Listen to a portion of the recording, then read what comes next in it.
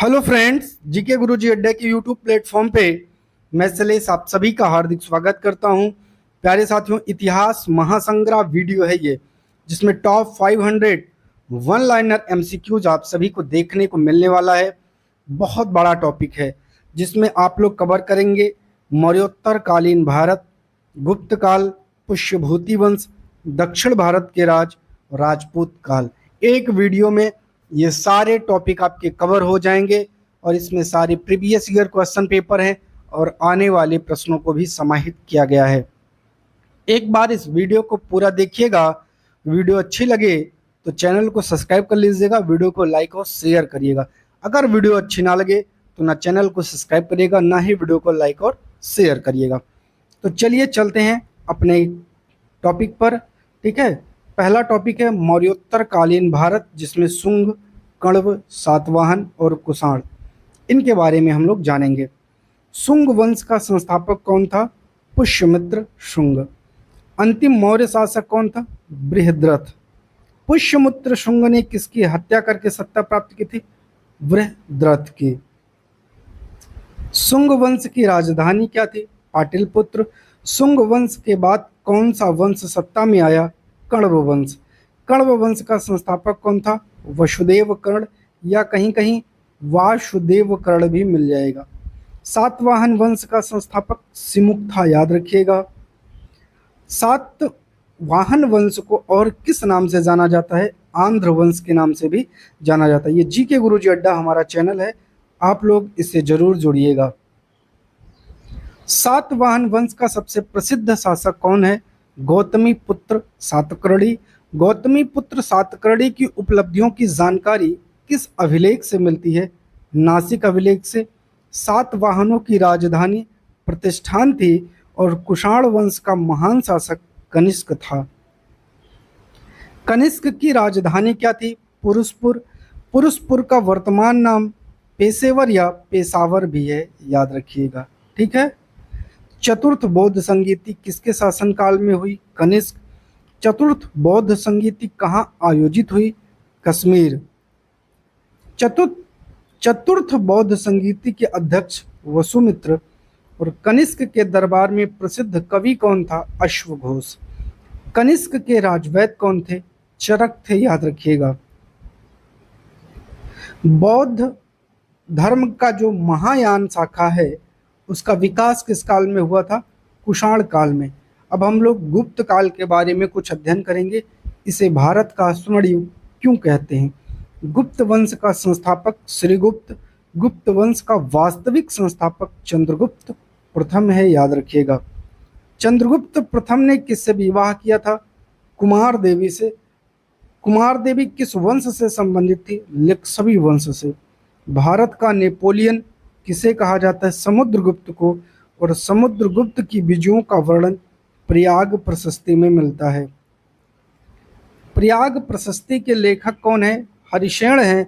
और बीड़ा बजाने वाला गुप्त शासक कौन था? समुद्रगुप्त। विक्रमादित्य की उपाधि किस गुप्त शासक ने धारण की? चंद्रगुप्त द्वितीय ने। मोस्ट इंपॉर्टेंट है, इंपॉर्टेंट तो बाबू सारे क्वेश्चन हैं। ठीक है। चंद्रगुप्त द्वितीय ने किस विदेशी शक्ति को हराया था? शकों को।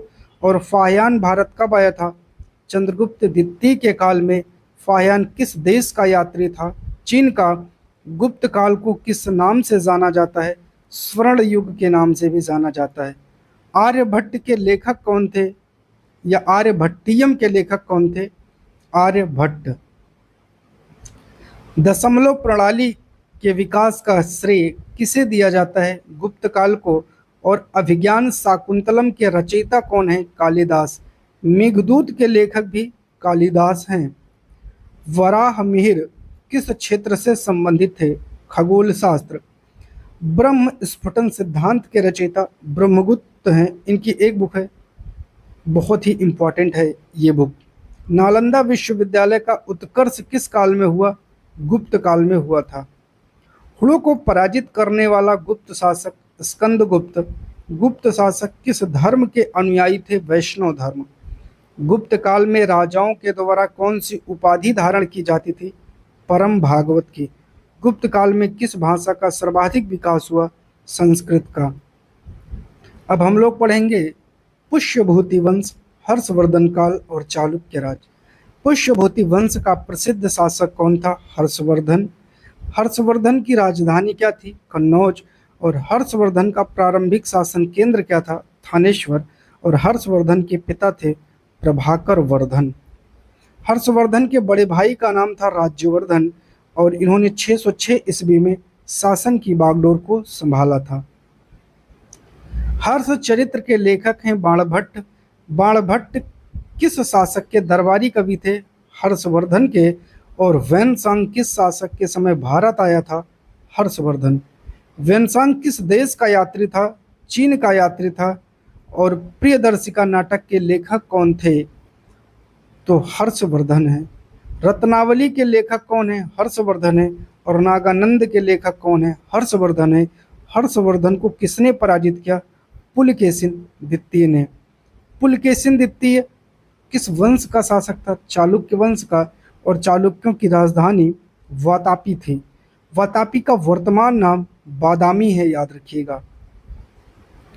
ऐहोल अभिलेख किससे संबंधित है? पुलकेशिन द्वितीय से संबंधित है। ऐहोल अभिलेख के लेखक कौन है? रवि कीर्ति है। दक्षिण भारत के राजवंश चोल, पल्लव, पांड्य और संगम युग। पल्लव वंश की राजधानी क्या थी? कांची। पल्लव वंश का महान शासक नरसिंह वर्मन प्रथम। वातापी कोंड की उपाधि किसने धारण की थी? नरसिंह वर्मन प्रथम ने। महाबलीपुरम का निर्माण किस वंश ने कराया था? पल्लव वंश ने कराया था। महाबलीपुरम किस राज्य में स्थित है? तमिलनाडु में। और चोल वंश का महान शासक राजराज प्रथम था। गंगईकोंड चोलपुरम की स्थापना राजेंद्र प्रथम ने की थी।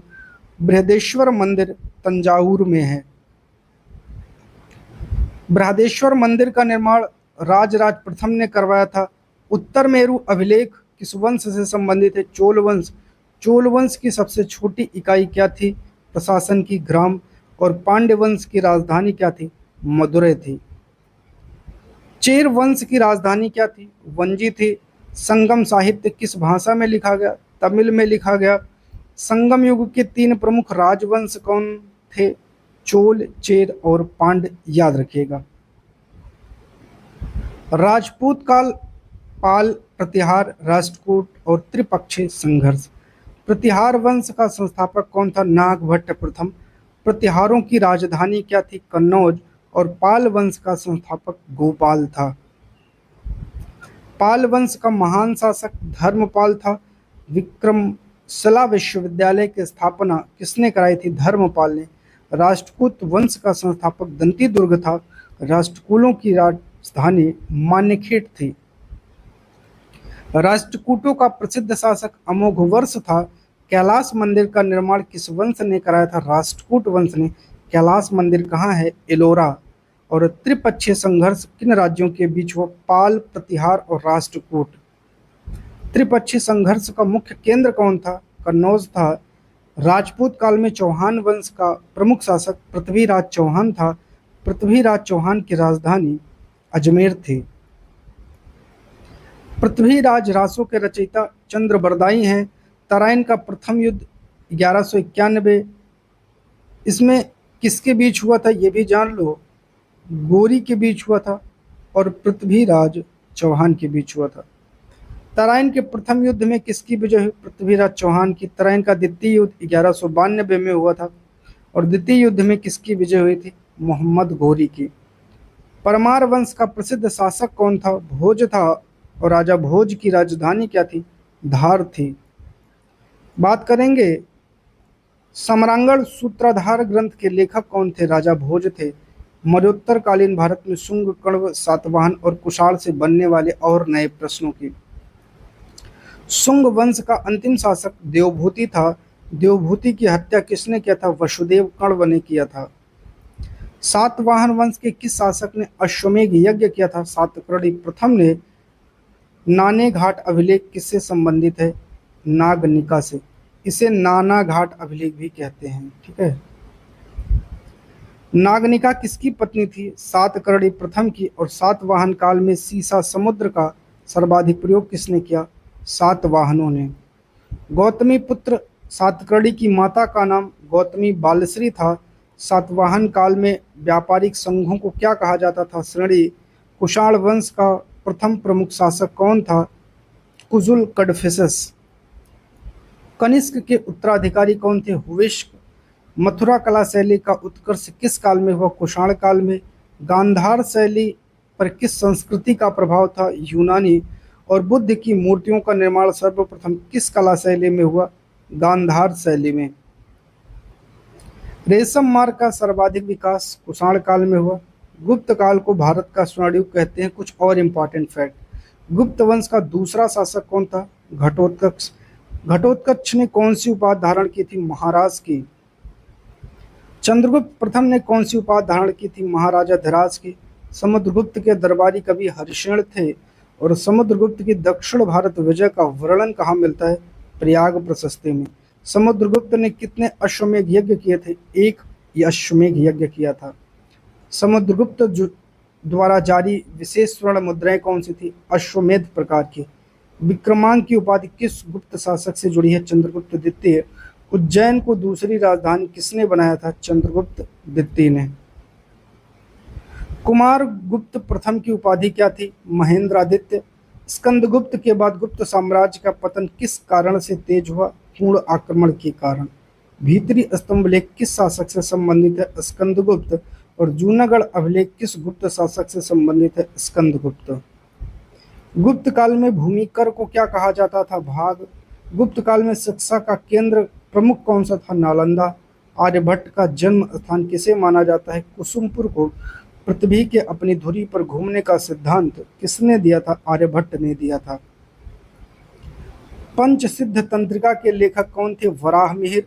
मुद्रा राक्षस के लेखक कौन थे? विशाखदत्त। देवी चंद्रगुप्तम के लेखक कौन थे? विशाखदत्त। पुष्यभूति वंश, हर्षवर्धन काल और चालुक्य राज। हर्षवर्धन किस धर्म के प्रति विशेष रूप से आकर्षित था? महायान बौद्ध धर्म। हर्षवर्धन की बहन का नाम क्या था? राज्यश्री। कन्नौज सभा का आयोजन किसने किया था? हर्षवर्धन ने। प्रयाग सभा कितने वर्षों बाद आयोजित होती थी? 5 वर्षों के बाद। वेन्सांग ने भारत में कितने वर्षों तक निवास किया? लगभग 15 वर्ष। हर्षकालीन प्रशासन में सबसे बड़ा प्रांत क्या कहलाता था? भुक्ति। बादामी किस वंश की राजधानी थी? चालुक्यों की। चालुक्य वंश का संस्थापक कौन था? पुलकेशिन प्रथम। ऐहोल को किस नाम से जाना जाता है? मंदिरों का नगर। और विरूपाक्ष मंदिर कहाँ है? पट्टदकल में। पट्टदकल किस वंश की कला का केंद्र था? चालुक्य का। दक्षिण भारत के राजवंश चोल, पल्लव, पांड्य और संगम युग। जो कुछ बचे हुए टॉपिक हैं सब कवर होंगे, परेशान मत होइएगा। पल्लव वंश का संस्थापक किसे माना जाता है? सिंह विष्णु को। महेंद्र वर्मन प्रथम किस कला के संरक्षक थे? शैलकृत वास्तुकला के। सौर मंदिर कहाँ स्थित है? महाबलीपुरम में। सौर मंदिर का निर्माण किसने कराया था? नरसिंह वर्मन द्वितीय ने। चोल वंश का संस्थापक कौन था? विजयालय। चोलों की प्रारंभिक राजधानी तंजावुर। राजराज प्रथम ने किस द्वीप पर विजय प्राप्त की थी? श्रीलंका पर। मोस्ट इंपॉर्टेंट है। राजेंद्र प्रथम ने किस नदी तक विजय अभियान चलाया था? गंगा नदी तक। चोल काल में ग्राम सभा को पुर कहा जाता था। ब्राह्मण ग्राम सभा को क्या कहा जाता था? सभा। व्यापारिक नगर सभा को क्या कहा जाता था? नगरम। और पांड्य राज्य का प्रमुख बंदरगाह कोरकई था और चेरों का प्रसिद्ध बंदरगाह मुजरिस था। संगम साहित्य का सबसे प्रसिद्ध ग्रंथ शिप्लाधिकारम है। और मणिमेखले किस भाषा का ग्रंथ है? तमिल का है। ये दोनों क्वेश्चन बहुत इंपॉर्टेंट है। राजपूत काल, पाल, प्रतिहार, राष्ट्रकूट और त्रिपक्षीय संघर्ष। गुर्जर प्रतिहार वंश का शासक कौन था? मिहिरभोज था। मिहिरभोज ने कौन सी उपाधि धारण की थी? आदि वराह की। पाल वंश का दूसरा प्रमुख शासक कौन था? धर्मपाल। और सोमपुर महाविहार का निर्माण किसने कराया था? धर्मपाल ने। पाल वंश का प्रसिद्ध शासक देवपाल किसका उत्तराधिकारी था? धर्मपाल का। विक्रमशिला विश्वविद्यालय कहाँ स्थित है? बिहार में। राष्ट्रकूट वंश का सर्वश्रेष्ठ शासक कौन माना जाता है? गोविंद तृतीय। इलोरा का कैलाश मंदिर किस शासक ने बनवाया था? कृष्ण प्रथम ने। राजपूतों की उत्पत्ति से संबंधित प्रसिद्ध सिद्धांत कौन सा है? अग्निकुल सिद्धांत। अग्निकुल सिद्धांत का उल्लेख किस ग्रंथ में मिलता है? पृथ्वीराज रासो में। चौहान वंश की प्रारंभिक राजधानी क्या थी? शाकंभरी। शाकंभरी वर्तमान में कहाँ है? सांभर में। चंद्रवंदाई किस शासक के दरबारी कवि थे? पृथ्वीराज चौहान की। परमार वंश की राजधानी क्या थी? धार थी। और भोजशाला कहाँ स्थित है? धार में स्थित है, याद रखिएगा। चालुक्य सोलंकी वंश की राजधानी क्या थी? अनहिलवाड़। और दिलवाड़ा जैन मंदिर कहाँ स्थित है? माउंट आबू। ये कहाँ पड़ता है? राजस्थान। चंदेल वंश की राजधानी क्या थी? खजुराहो। खजुराहो मंदिर किस वंश ने बनवाया था? चंदेल शासकों ने। चंदेल वंश का प्रसिद्ध शासक धंगदेव था। और गहलवाल वंश की राजधानी क्या थी? कन्नौज। जयचंद किस वंश का शासक था? गहलवाल वंश का, जिसके साथ 1194 ईस्वी में चंदावर का युद्ध हुआ था गोरी के बीच। कश्मीर का प्रसिद्ध राजपूत शासक कौन था? ललितादित्य। ललितादित्य किस वंश से संबंधित था? कारकोट वंश से। मार्तंड सूर्य मंदिर का निर्माण किसने कराया था? ललितादित्य ने। और ऊंसिया मंदिर कहाँ स्थित है? राजस्थान में। राजस्थान का गौरव कहा जाने वाला दुर्ग चित्तौड़गढ़ है। चित्तौड़गढ़ दुर्ग किस राजवंश से जुड़ा है? गुहिल वंश से। गुहिल वंश का प्रसिद्ध शासक कौन था? बप्पा रावल। और बप्पा रावल किस क्षेत्र से संबंधित थे? मेवाड़ से। प्रतिहारों का शत्रु कौन था? पाल वंश। पाल वंश का प्रमुख धर्म क्या था? बौद्ध धर्म। राष्ट्रकूट किस क्षेत्र में प्रमुख शासक थे? दक्कन के क्षेत्र में। दक्कन का क्षेत्र कौन सा है? ये वाला क्षेत्र दक्कन का है।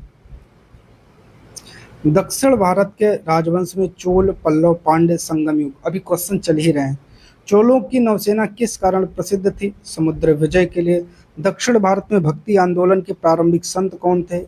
अलवार एवं नैनार। Most important. अलवार किस धर्म से संबंधित थे? वैष्णव धर्म से। नैनार किस धर्म से संबंधित थे? शैव से। त्रिकुल के रचयिता कौन है? तिरुवल्लुवर। त्रिकुल किस भाषा में लिखा गया? तमिल में। दक्षिण भारत का स्वर्ण युग किस काल को कहा जाता है? चोल काल को। सातवाहन काल में अमरावती किस कारण प्रसिद्ध था? बौद्ध स्तूप के लिए। अमरावती कला शैली का संबंध किस धर्म से है? बौद्ध धर्म से। सातवाहन काल में विदेशी व्यापार का प्रमुख समुद्री तट कौन था? पश्चिमी तट। दक्षिणापथपति की उपाधि किसने धारण की थी? सातकर्णी प्रथम ने। मोस्ट इंपॉर्टेंट है। सातवाहन प्रशासन में जिले को क्या कहा जाता था? आहार। कुषाण साम्राज्य का विस्तार भारत के अतिरिक्त किस क्षेत्र तक था? मध्य एशिया तक था। कुषाण शासकों की राजकीय भाषा मुख्यतः क्या थी? बैक्ट्रियन। कनिष्कपुर नगर की स्थापना किसने किया था? कनिष्क ने। गांधार कला का प्रमुख निर्माण पदार्थ क्या था? धूसर पत्थर।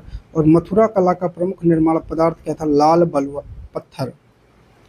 बात करेंगे गुप्तकालीन ताम्रपत्र भूमि अनुदान का प्रमुख उद्देश्य क्या था? ब्राह्मणों को दान देना। गुप्त काल में गांव का प्रधान ग्रामिक कहलाता था। गुप्त काल में कर मुक्त भूमि को क्या कहा जाता था? अग्रहार कहा जाता था। गुप्त काल में व्यापारियों के संगठन को निगम कहा जाता था। और नवरत्न परंपरा का संबंध किस गुप्त शासक से जोड़ा गया? चंद्रगुप्त द्वितीय।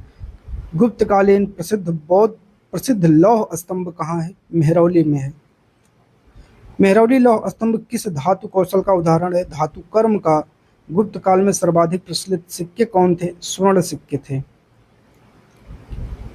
हर्षवर्धन के दरबार में आए चीनी यात्री ने कौन सा ग्रंथ लिखा? सीयूकी। और हर्षवर्धन के काल में या हर्ष के काल में राजस्व का प्रमुख स्रोत भूमि कर था। हर्ष के समय मंत्रिपरिषद का विशेष महत्व किस क्षेत्र में था? प्रशासन में। हर्षकालीन सेना का प्रमुख अंग कौन सा था? हाथी सेना हुआ करते थे। चालुक्य काल का प्रसिद्ध केंद्र पट्टदकल किस राज्य में है? कर्नाटक में। बादामी गुफा मंदिर किस धर्म से संबंधित है? हिंदू धर्म। चालुक्य वास्तुकला नागर और किस शैली का मिश्रण है? नागल और द्रविड़ शैली का मिश्रण है। पल्लव काल में कांची किस कारण प्रसिद्ध था? शिक्षा के लिए। पल्लवों के समय संस्कृत विद्या का प्रमुख केंद्र कौन था? कांची। चोल प्रशासन में भूमि मापन विभाग विशेष महत्व किसके लिए था? कर निर्धारण के लिए। चोल काल में सिंचाई का प्रमुख साधन जलाशय होते थे। चोलों का सबसे प्रसिद्ध कृत्रिम जलाशय चोलगंगम था। चोल शासन में स्थानीय सुशासन का आधार क्या था? ग्राम सभा।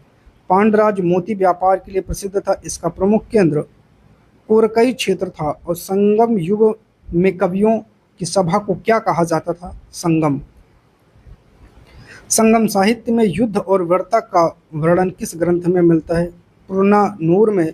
संगम साहित्य में प्रेम विषयक वर्णन किस ग्रंथ में मिलता है? अकनानूर में। आगे बात करेंगे पाल शासकों ने किस धर्म को संरक्षण दिया। वज्रयान बौद्ध धर्म को। पाल कला शैली मुख्यतः किसके लिए प्रसिद्ध है। कांस्य प्रतिमाएं के लिए। राष्ट्रकूट काल में कन्नड़ साहित्य का उत्कर्ष हुआ, इसका प्रमुख संरक्षक कौन था। अमोघ वर्ष था। कविराज मार्ग किस भाषा का ग्रंथ है। कन्नड़ का है। कविराज मार्ग का संबंध किस राजवंश से है। राष्ट्रकूट काल से है। चौहान वंश का प्रमुख तीर्थ क्षेत्र पुष्कर किस राज्य में है। राजस्थान में। परमार वंश विद्या और साहित्य संरक्षण के लिए प्रसिद्ध था, इसकी राजधानी कहाँ थी। मालवा।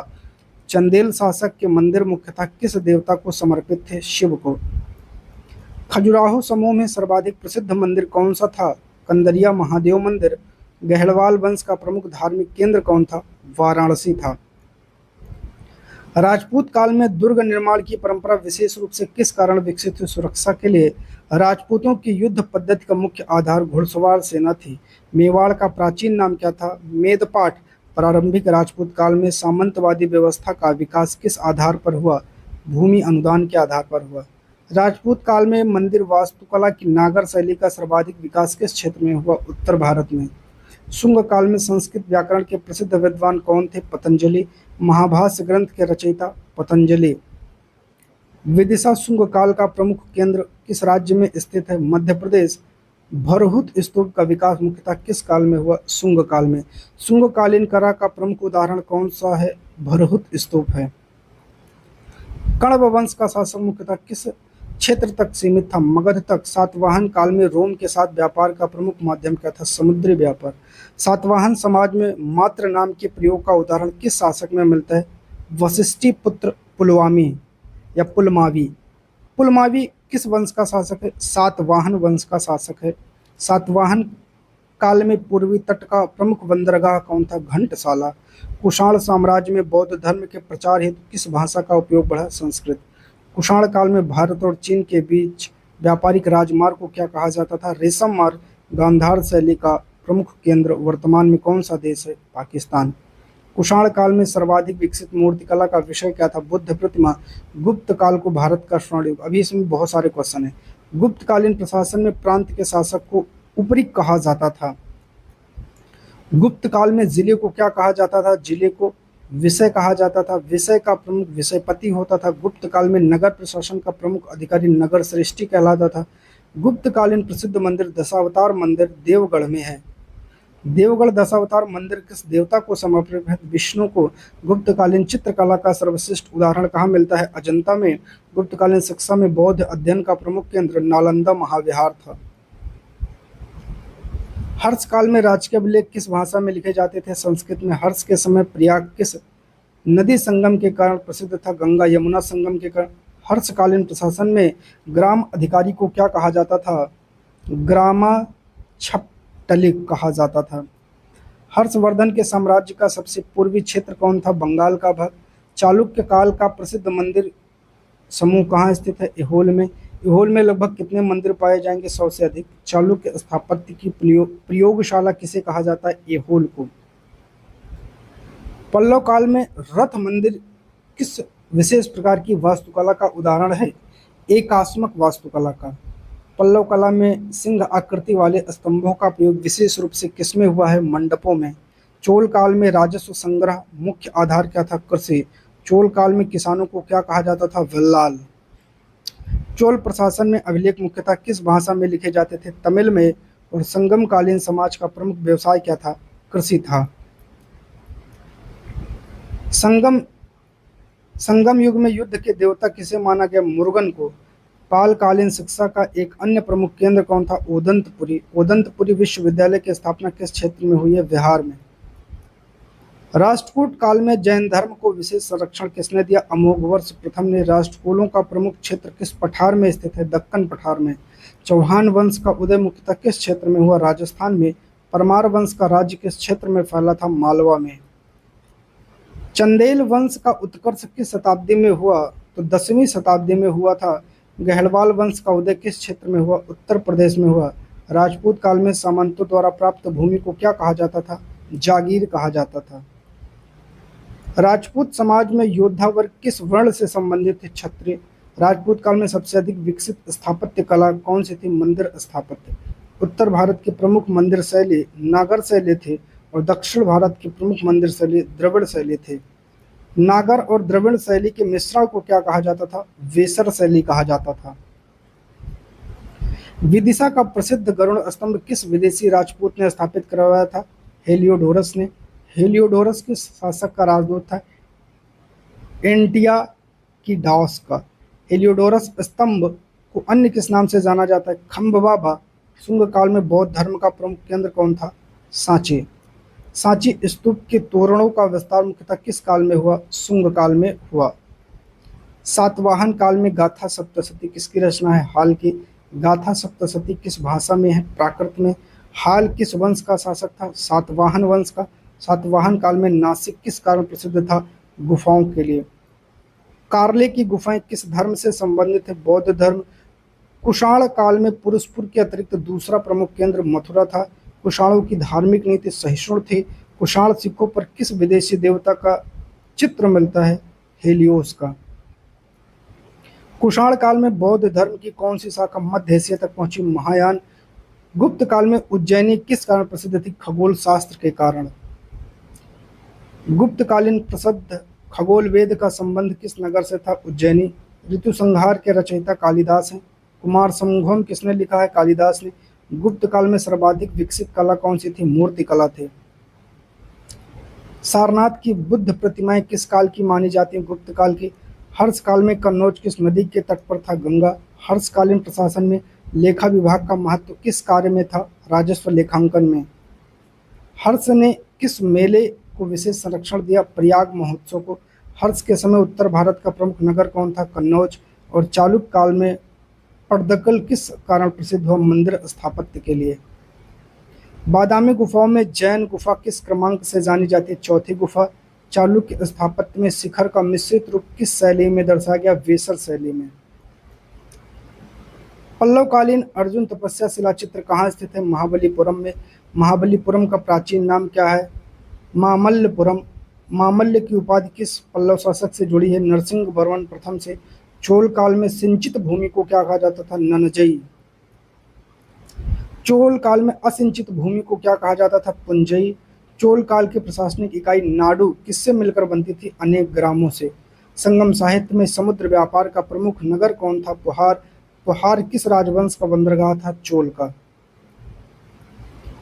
पालकालीन कांस्य मूर्तियों का प्रमुख केंद्र नालंदा क्षेत्र था। पाल कला शैली का सर्वाधिक विकास किस प्रदेश में हुआ? बंगाल बिहार। राष्ट्रकूट काल में मान्यखेट वर्तमान किस राज्य में है? कर्नाटक में। राष्ट्रकूटों के समय कन्नड़ भाषा के विकास को किसने प्रोत्साहित किया? राजाश्रय ने।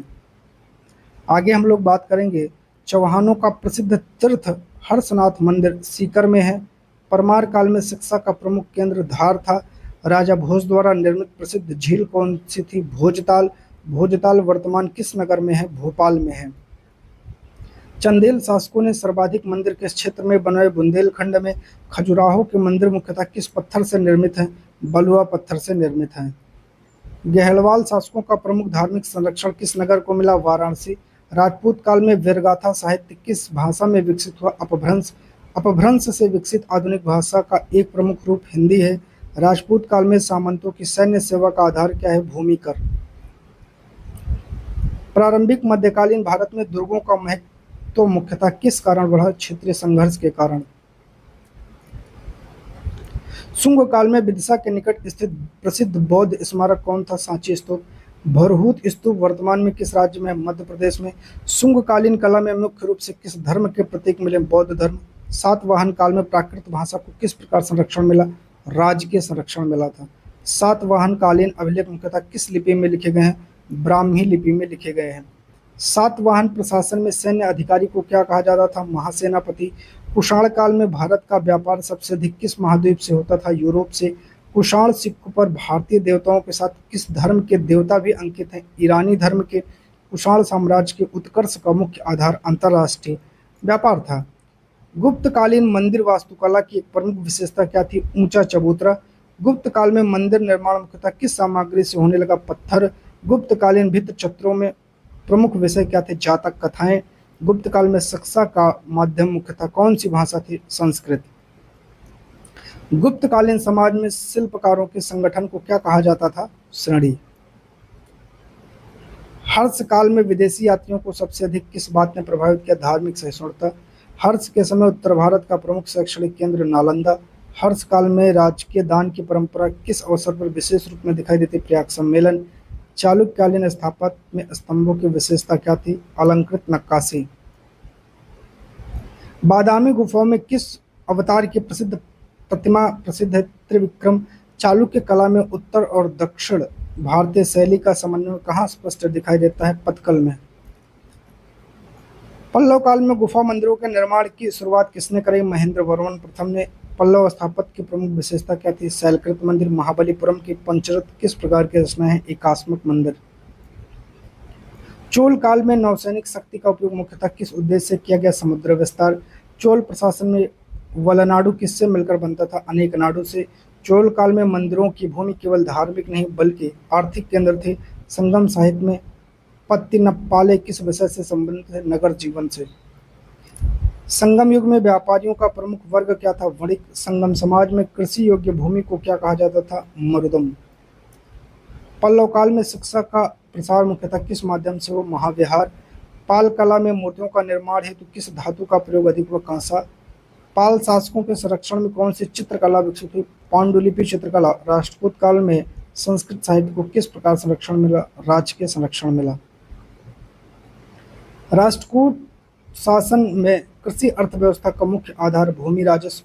चौहान वंश का प्रमुख प्रभाव क्षेत्र कौन सा था? पूर्वी राजस्थान। चौहान काल में सांभर किस कारण प्रसिद्ध था? नमक उत्पादन। परमार काल में विद्वानों को संरक्षण देने की परंपरा किस कारण प्रसिद्ध हुई? साहित्यिक उन्नति। राजा भोज का नाम किस क्षेत्र में विशेष रूप से प्रसिद्ध है? शिक्षा एवं साहित्य। चंदेल कालीन मंदिरों की बाहरी दीवारों का मुख्यतः क्या अंकित है? मूर्तिकला। चंदेल स्थापत्य की सबसे बड़ी विशेषता क्या है? सूक्ष्म नक्काशी। गहलवाल वंश के शासनकाल में कौन सा नगर धार्मिक दृष्टि से महत्वपूर्ण था? काशी। राजपूत काल में स्वामी और सामंत के संबंध किस आधार पर थे? निष्ठा। राजपूत समाज में कुल गौरव का प्रमुख आधार क्या माना जाता था? वंश परंपरा। राजपूत कालीन समाज में युद्ध कौशल का प्रशिक्षण मुख्यतः किस वर्ग को दिया जाता था? क्षत्रिय। प्रारंभिक मध्यकालीन भारत में मंदिर किसका केंद्र बन गए? सामाजिक जीवन। नागर शैली के मंदिरों की प्रमुख पहचान ऊंचा शिखर। द्रविड़ शैली के मंदिरों की मुख्य पहचान विमाना। वेसर शैली का विकास मुख्यतः किस क्षेत्र में हुआ? दक्कन क्षेत्र में हुआ। प्रारंभिक मध्यकाल में क्षेत्रीय राज्यों के उदय का प्रमुख कारण क्या था? केंद्रीय सत्ता की कमजोरी। राजपूत काल में स्थानीय प्रशासन की आधारभूत इकाई क्या थी? ग्राम। शुंग काल में यवन आक्रमण का प्रतिरोध किसने किया? पुष्यमित्र शुंग ने। पतंजलि ने किस शुंग शासक के काल में महाभाष्य की रचना की? पुष्यमित्र शुंग के। शुंग काल में किस रेलिंग एवं तोरण कला का प्रमुख उदाहरण कौन सा है? सांची का स्तूप। सातवाहन काल में प्रचलित प्रमुख भाषा कौन सी थी? महाराष्ट्र प्रकृति। सातवाहन कालीन समाज में व्यापारियों का प्रभाव किस कारण बढ़ा? विदेशी व्यापारी। सातवाहन शासन में अमात्य किस कार्य से संबंधित था? प्रशासन। कुषाण काल में भारत का संपर्क किस साम्राज्य से व्यापारिक रूप में मजबूत हुआ? रोमन साम्राज्य। रोमन स्वर्ण मुद्राएं भारत में किस काल में बड़ी संख्या में मिली? कुषाण काल में। कुषाणकालीन कला के रूप में मानव में बुद्ध की प्रतिमाएं किस कारण महत्वपूर्ण है? मूर्ति पूजा का विकास। गुप्तकालीन समाज में ब्राह्मणों को भूमि दान देने की व्यवस्था को बल मिला। सामंतवाद। गुप्त काल में भोग शब्द का संबंध राजस्व इकाई से था। गुप्तकालीन अर्थव्यवस्था का प्रमुख जो आधार है वो कृषि था। गुप्तकालीन मंदिरों में गर्भगृह का विशेष महत्व किस कारण था? देव प्रतिमा की स्थापना के लिए। और गुप्तकालीन मूर्ति कला का प्रमुख केंद्र सारनाथ था। हर्ष के समय राज्य की आय का बड़ा भाग किस पर व्यय होता था? लोक कल्याण पर। हर्ष काल में धर्मशालाओं का निर्माण किस उद्देश्य से किया जाता था? यात्रियों की सुविधा के लिए। हर्षकालीन प्रशासन में न्याय व्यवस्था का आधार क्या था? धर्मशास्त्र। चालुक्य काल में बादामी गुफाएं किस प्रकार की वास्तुकला का उदाहरण है? शैलकृत वास्तुकला। चालुक्य मंदिरों में नागर एवं द्रविड़ शैली का सम्मिश्रण कहाँ दिखाई देता है? स्थापत्य समन्वय में। पल्लव काल में कांची किस धार्मिक परंपरा का प्रमुख केंद्र था? हिंदू धर्म। पल्लव शासकों ने किस विशेष रूप से कला को संरक्षण दिया? वास्तुकला। महाबलीपुरम के रथों के नाम मुख्यतः किस महाकाव्य से जुड़े हैं? महाभारत। चोल काल में मंदिरों के पास विशाल भूमि होने का प्रमुख कारण भूमि का दान। चोल कालीन मंदिरों में नृत्य संगीत का संरक्षण किस संस्था द्वारा होता था? मंदिर प्रशासन। चोल साम्राज्य का विस्तार दक्षिण पूर्व एशिया तक किस माध्यम से फैला? नौसेना। संगम युग में मोती निकालने का प्रमुख व्यवसाय किस क्षेत्र से संबंधित? तटीय क्षेत्र। संगम साहित्य में वीरगति प्राप्त योद्धाओं की स्मृति में स्थापित पत्थर को क्या कहा जाता था? वीरकाल। संगम समाज में पशुपालन से संबंधित भूभाग को क्या कहा जाता था? मुल्लई। पाल काल में बौद्ध धर्म की कौन सी विशेष शाखा के रूप में विकसित हुई? तंत्रयान। पालकालीन मूर्तिकला की प्रमुख विशेषता क्या थी? सूक्ष्म अलंकरण। राष्ट्रकूट काल में धार्मिक सहिष्णुता का प्रमाण किसमें मिलता? विभिन्न धर्मों का संरक्षण। राष्ट्रकूट शासकों ने किस भाषा के साहित्य को संरक्षण दिया? संस्कृत एवं कन्नड़। चौहानों के अतिरिक्त राजस्थान का एक प्रमुख राजपूत वंश कौन था? गुहिल। परमार वंश का राज्य मुख्यतः किस पठारी क्षेत्र में था? मालवा पठार में।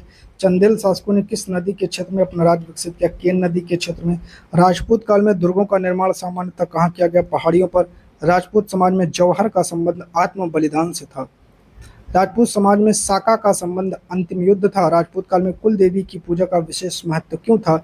वंश संरक्षण की मान्यता के लिए। प्रारंभिक मध्यकाल में मंदिर आर्थिक गतिविधियों के केंद्र क्यों बन गए? भूमि और संपत्ति के कारण। नागर शैली में मंदिर का जो शिखर है सामान्यतः वक्राकार होता है। द्रविड़ शैली में प्रवेश द्वार को क्या कहा जाता है? गोपुरम। दक्षिण भारतीय मंदिरों में गोपुरम का महत्व किस कारण था? भव्य प्रवेश द्वार के कारण। प्रारंभिक मध्यकालीन भारत में क्षेत्रीय भाषाओं के विकास का मुख्य कारण था क्षेत्रीय राज्य। राजपूत काल में साहित्यिक संरक्षण का प्रमुख केंद्र था राजदरबार। राजपूत कालीन समाज में सम्मान का प्रमुख आधार वीरता। प्रारंभिक मध्यकालीन भारत में कृषि के विस्तार का मुख्य कारण भूमि अनुदान। मध्यकालीन ग्राम अर्थव्यवस्था का आधार कृषि उत्पादन है। प्रारंभिक मध्यकाल में स्थानीय शासकों की शक्ति बढ़ाने का प्रमुख कारण विकेंद्रीकरण। राजपूत काल में राजनीतिक व्यवस्था का प्रमुख स्वरूप क्या था? सामंतीवादी व्यवस्था। शुंग काल में वैदिक धर्म के पुनरुत्थान का प्रमुख कारण था राज्य के संरक्षण। शुंगकालीन मूर्तिकला में कथाओं को दर्शाने की प्रमुख विधि है उत्कीर्णन। सातवाहन काल में शिल्प एवं व्यापार के विकास का प्रमुख कारण नगरों का विकास। सातवाहन काल में व्यापारिक मार्गों की सुरक्षा का दायित्व राज्य। सातवाहन युग में आंतरिक व्यापार का प्रमुख साधन स्थल मार्ग है। कुषाण काल में भारत को मध्य एशिया से जोड़ने वाला प्रमुख मार्ग उत्तरापथ। कुषाण शासन में सांस्कृतिक आदान प्रदान का मुख्य कारण व्यापार। कुषाणकालीन मूर्ति में वस्त्र शैली किस पर प्रभाव दिखाई देती? यूनानी प्रभाव। गुप्त काल में ग्राम प्रशासन का आधार स्थानीय व्यवस्था है। गुप्तकालीन समाज में शिक्षा का प्रमुख उद्देश्य ज्ञानार्जन है। गुप्त काल में विद्वानों का संरक्षण मिलने से किस क्षेत्र का विकास हुआ? साहित्य का। गुप्तकालीन मंदिरों की दीवारों पर मुख्यतः क्या अंकित था? धार्मिक चित्रण। हर्ष काल में दान और धर्म कार्य किस शासकीय नीति का भाग थे? लोक कल्याण का। हर्ष के समय विद्वानों को सम्मान किस आधार पर दिया जाता था? विद्वत्ता के आधार पर। हर्षकालीन समाज में शिक्षा का प्रसार का मुख्य केंद्र महाविहार था। चालुक्य काल में मंदिर निर्माण की प्रेरणा मुख्यतः किससे मिली? धार्मिक आस्था से मिली। चालुक्य स्थापत्य में मंडप का प्रमुख उपयोग क्या था? सभा स्थल। पल्लव स्थापत्य में मंडपों की दीवारों पर क्या उकेरा जाता था? धार्मिक दृश्य। पल्लव काल में शिल्प कला का विकास किस कारण हुआ? राज्य के संरक्षण। चोल काल में मंदिर प्रशासन का मुख्य कार्य संसाधन प्रबंधन था। चोलकालीन समाज में सिंचाई व्यवस्था का महत्व किसके लिए था? कृषि उत्पादन। चोल काल की समृद्धि का प्रमुख आधार कृषि एवं व्यापार। संगम युग में कवियों को संरक्षण कौन प्रदान करता था? राजा। और संगम साहित्य में प्राकृतिक भूभागों का वर्गीकरण कितने भागों में किया गया? 5। संगमकालीन समाज में समुद्री व्यापार का महत्व किस कारण होता था? विदेशी संपर्क। पालकालीन शिक्षा व्यवस्था की विशेषता क्या थी? बौद्ध अध्ययन। पाल शासकों ने विद्या के प्रसार हेतु किस प्रकार की संस्थाओं को प्रोत्साहित किया? महाविहार। राष्ट्रकूट काल में कला संरक्षण का प्रमुख माध्यम क्या था? राजाश्रय। राष्ट्रकूट शासन में धार्मिक विविधता का प्रमुख कारण क्या था? सहिष्णुता। चौहान शासकों की शक्ति का प्रमुख आधार क्या था? सैन्य संगठन। राजपूत राज्यों में उत्तराधिकारी सामान्यतः किस आधार पर होते थे? वंशानुक्रम के आधार पर। परमार शासकों की प्रसिद्धि का प्रमुख कारण क्या था? विद्या संरक्षण। चंदेल शासकों की कला संरक्षण नीति का प्रमुख परिणाम क्या था? भव्य मंदिर निर्माण। राजपूत काल में महिलाओं के सम्मान को किससे जोड़ा जाता था? कुल के गौरव से। राजपूत समाज में युद्धों को किस दृष्टि से देखा जाता था? वृत्ता का प्रतीक था। राजपूत शासकों के द्वारा कवियों को संरक्षण देने का मुख्य उद्देश्य यशगान था। प्रारंभिक मध्यकालीन भारत में भूमि अनुदान का प्रभाव किस पर पड़ा? सामंतवाद। और मंदिरों को भूमि दान देने से उनकी कौन सी भूमिका बढ़ी? आर्थिक भूमिका बढ़ी। मध्यकाल में क्षेत्रीय संस्कृतियों के विकास का प्रमुख कारण क्षेत्रीय राज्य। उत्तर भारत में मंदिर स्थापत्य का सबसे प्रमुख रूप नागर शैली। दक्षिण भारत में मंदिर स्थापत्य का सबसे प्रमुख रूप द्रविड़ शैली। दक्कन क्षेत्र में विकसित मिश्रित स्थापत्य शैली वेसर शैली है। प्रारंभिक मध्यकालीन भारत में धार्मिक संस्थाएं किसका केंद्र बन गई? सामाजिक जीवन। राजपूत काल में स्थानीय अर्थव्यवस्था का मुख्य आधार कृषि। प्रारंभिक मध्यकालीन भारत में ग्रामीण जीवन की मुख्य विशेषता आत्मनिर्भरता। राजपूत काल में शौर्य और सम्मान का प्रतीक माना जाता है युद्ध कौशल। और प्रारंभिक मध्यकाल में क्षेत्रीय भाषाओं के साहित्य को किसका संरक्षण मिला? क्षेत्रीय शासकों का। मंदिर स्थापत्य के विकास में शासकों की क्या भूमिका थी? संरक्षण। और प्रारंभिक मध्यकालीन भारत की संस्कृति की जो प्रमुख विशेषता वो थी क्षेत्रीय विविधता। और लास्ट है मौर्योत्तर काल में राजपूत काल तक भारतीय इतिहास के प्रमुख व्यक्ति कार्य क्षेत्रीय राज्यों का उदय। ये थे आपके टॉप 500 वन लाइनर, और इसमें बहुत सारे टॉपिक को हमने कवर कर लिया है। देखिए समय कम है, इसलिए चीज़ों को ज़्यादा करना है, इसलिए हम चीज़ों को वन लाइनर वे में आपके लिए ला रहे हैं। बस दफ़ा सरपट आप इनको एक बार देखिए और छोटा छोटा नोट्स बना लीजिए, बहुत काम आपके आने वाले हैं। चलिए, चैनल पर जुड़े रहने के लिए बहुत बहुत धन्यवाद।